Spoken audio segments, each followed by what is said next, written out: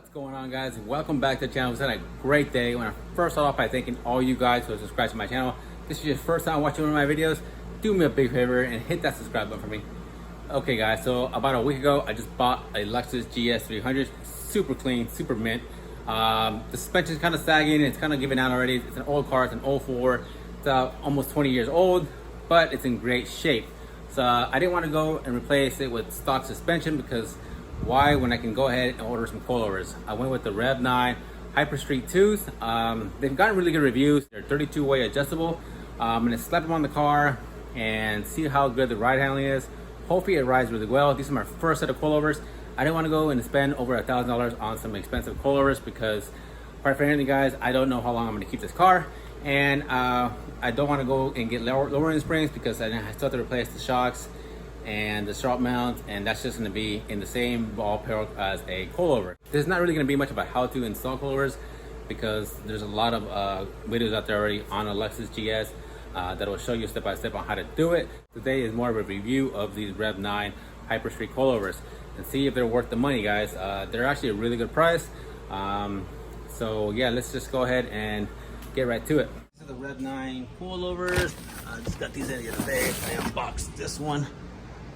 It's actually pretty stout. It's not cheap at all. It don't feel cheap. It's pretty heavy. So I'm gonna go and put that back in there. Here's the Lexus. I'm gonna go ahead and measure the wheel gap between here and here, and it's just gonna keep the factory wheels and tires for now. I don't know what I'm gonna do as far as wheels and tires, but yeah, it's got a nasty wheel gap. Look at that. That's got to go, guys. I don't look good at all. Also, you want to subscribe, because I got a Lightning that I'm about to drop as well. Some DJM suspension. All this stuff here is for the Lightning. That's going on that. My Highlander, it's already lowered on some lowering springs, RSRs. That thing looks amazing. Anyways, let's get right back to this thing. First thing first, it's just take off the wheels, jack it up, put on some jack stands, and let's start tearing into this thing.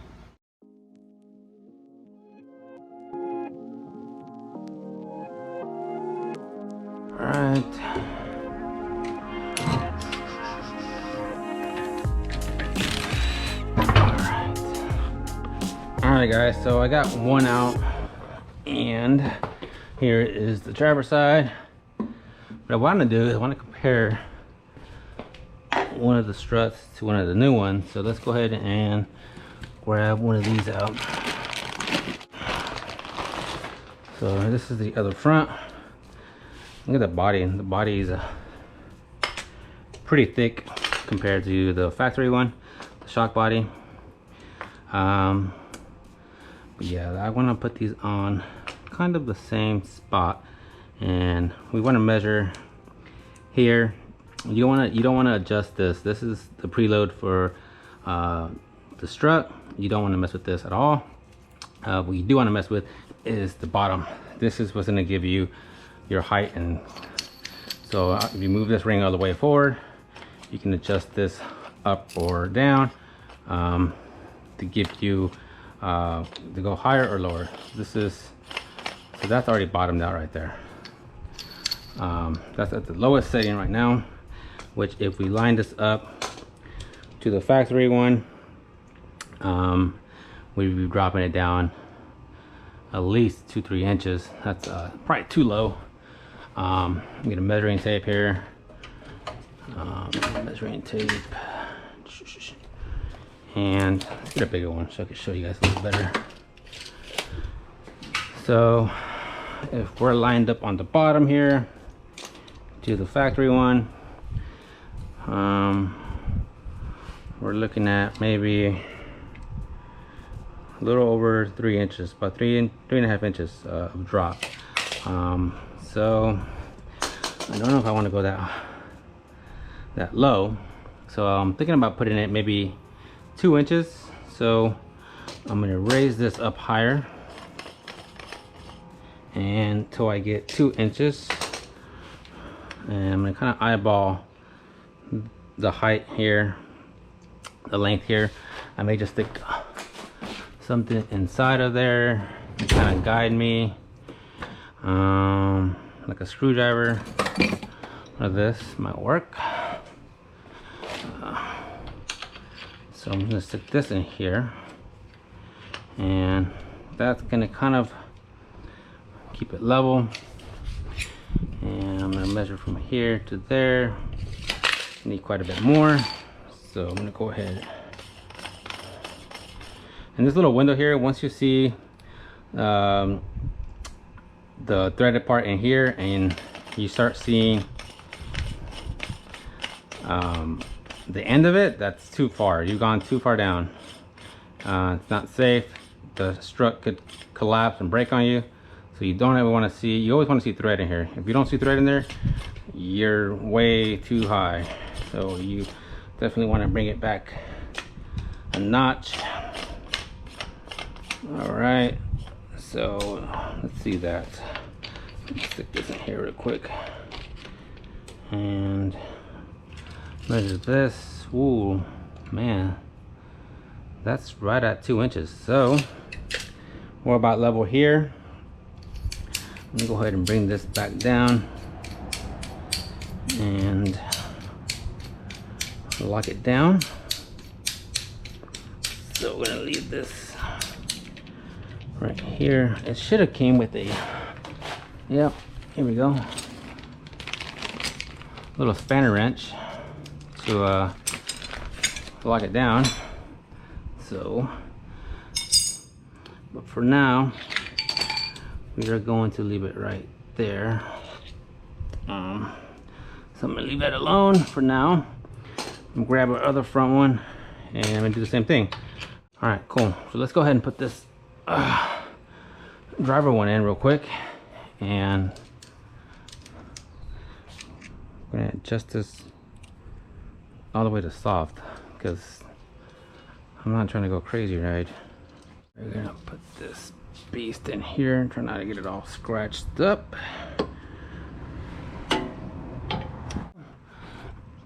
Reach up here, put a couple bolts on. All right, and what I'm gonna do is I'm gonna go ahead and put a wheel on and put a jack underneath it and raise it up until it starts raising the car up, and that's when I know where it's gonna sit.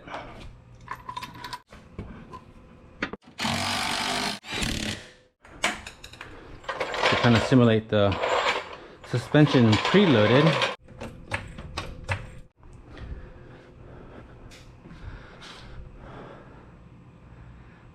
I think that'll look good right there. I'm gonna go with that setting there. Okay guys, so I got the passenger side out, the rear, and when I got the coilover out of the box, it was about this short compared to the factory one. It is yeah, it's a lot shorter. I'm assuming I want around 2 inches of I want to drop the car at least 2 inches. So what I did was I just adjusted this all the way down, and like I did before in the front, I put this in the front, I put this down in the bottom, kind of guide me as far as it, like that. It's about level, and then I'm measuring from the top of this to the top, measuring from the top of this to the top of this, and it's around 2 inches. So what I'm gonna do is I'm gonna lock this down and do the same thing with this one, because when it came out of the box, it was, yeah, like dropped a lot lower. So I'm gonna go ahead and, like I did in the front one, I'm gonna go ahead and put this lock ring down here and adjust this all the way to the bottom, and I'm gonna put these on. It's hot today, guys. It's toasty. I'm trying to get this done as quick as possible before the sun gets me. All right.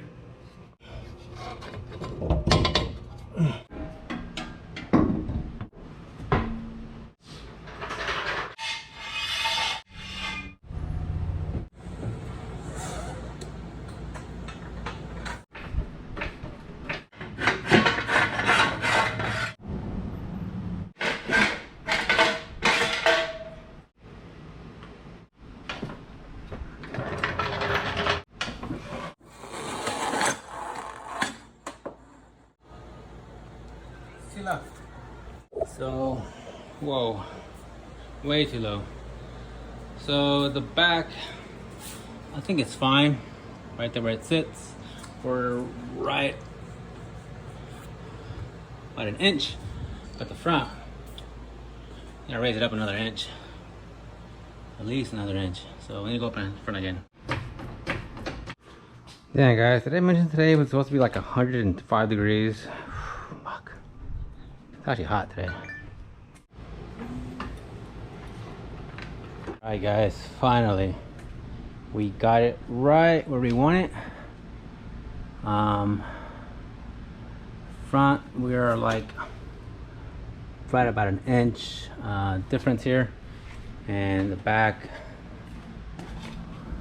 ooh, this one needs to go a little higher.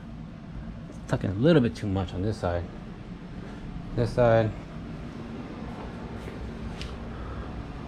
I think that one's fine actually.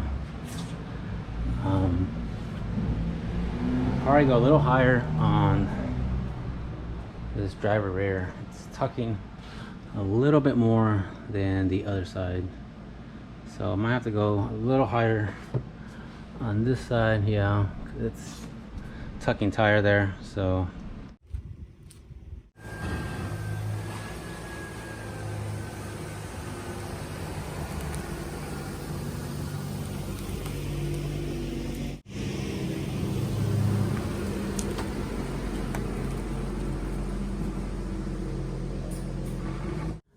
all right, this is the last adjustment, and here it comes. Let's see what we got.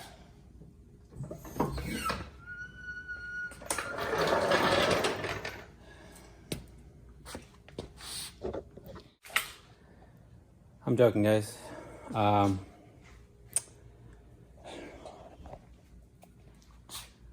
took them off. You might be asking, why did I take them off? Well, two reasons.